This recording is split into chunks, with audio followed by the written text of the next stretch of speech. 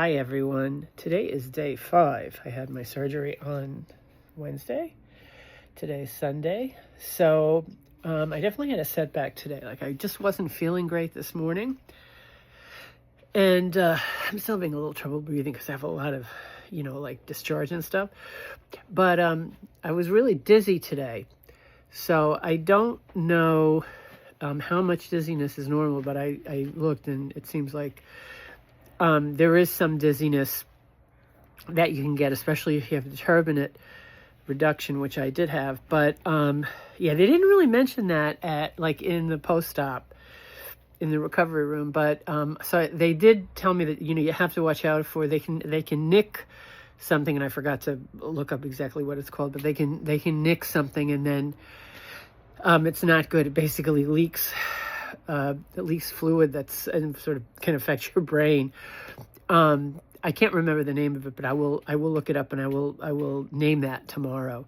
So anyway, so I was really dizzy, and I had problems with my eustachian tubes for the last day or two that I talked about, and my ears have been feeling like megaphones, like super sensitive, especially the one.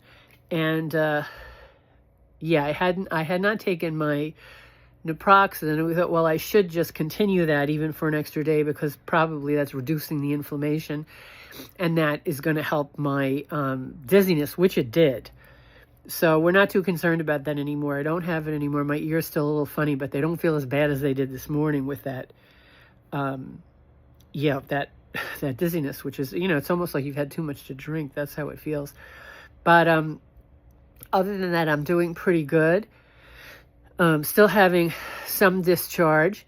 But I think, now you can see, the only stuff that's there is it's bacitracin. But if you want to see what it looks like, you can see, you could probably see the packing. So it doesn't look too dramatic, but you see the little tubes in there. So, so it's not too unattractive to look at. But so that gives you an idea. And it's funny because I think they straightened out my nose slightly when they did this surgery because it was a little bit crooked. And I guess when they straightened out the septum, maybe that's what they did. They did give me the option of doing a full rhinoplasty, but I chose not to do that because, I'm 63. The jig is up. I've had this nose most of my life, and I'll just have to live with it. So not take the risk on a big surgery. So, okay, everyone, I will talk with you tomorrow.